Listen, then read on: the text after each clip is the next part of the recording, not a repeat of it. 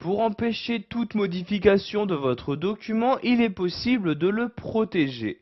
Pour ce faire, vous allez devoir vous rendre donc en haut dans le ruban Office et cliquer ici dans l'onglet Révision. Une fois dans cet onglet, vous voyez, vous avez ici donc le groupe modification qui donc possède différentes fonctionnalités comme par exemple ici protéger la feuille. Donc en protégeant la feuille, vous allez pouvoir protéger les différentes données se trouvant à l'intérieur et vous pourrez ainsi donc empêcher des modifications de texte, de mise en forme, etc. Donc je clique ici sur protéger la feuille, une nouvelle fenêtre s'ouvre. Donc vérifiez bien que cette case-ci est cochée. Vous allez ensuite rentrer dans le champ ici donc le mot de passe que vous souhaitez utiliser donc pour pouvoir déverrouiller la feuille.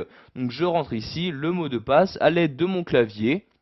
Et je choisis ensuite dans la liste ici donc les actions que je souhaite quand même autoriser, donc même quand la protection est active.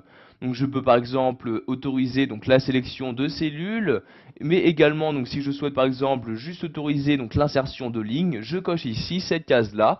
Donc vous autorisez donc tout ce que vous souhaitez, puis vous cliquez ici maintenant sur OK donc pour protéger donc votre feuille. Donc vous allez devoir confirmer le mot de passe dans ce champ là. Donc je réécris mon mot de passe, puis je clique ici sur OK comme ceci.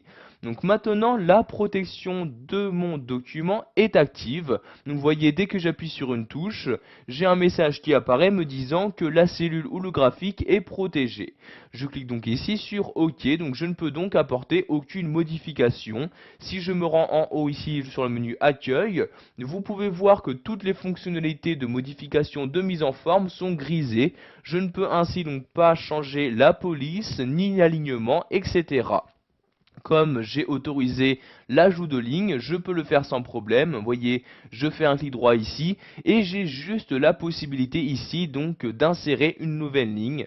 Je clique ici sur insertion et voyez donc ici je clique sur OK. Je peux sans problème quand même donc insérer une nouvelle ligne.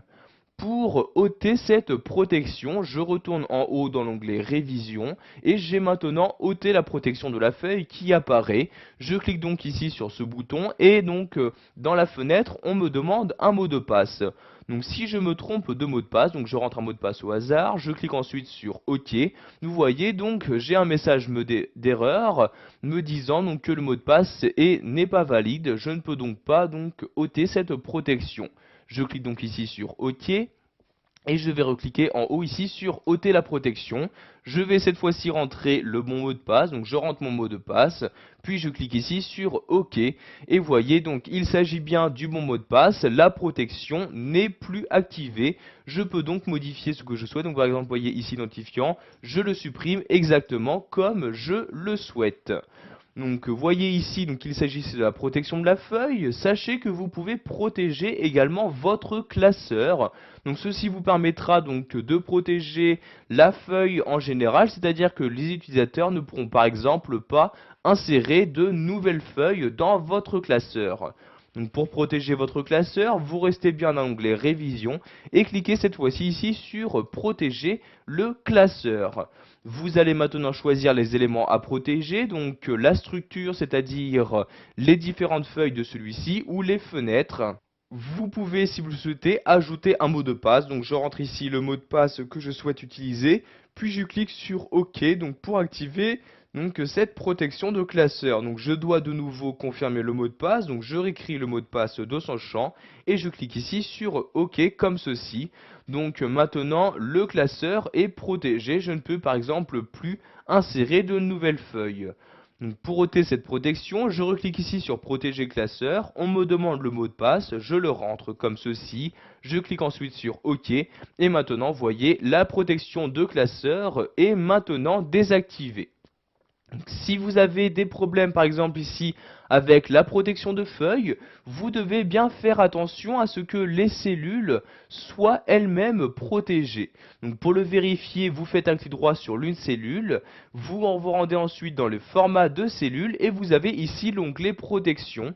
Donc vérifiez bien que verrouiller est ici coché, donc la plupart du temps cette fonctionnalité est cochée par défaut. Je clique donc ici sur OK pour fermer cette fenêtre.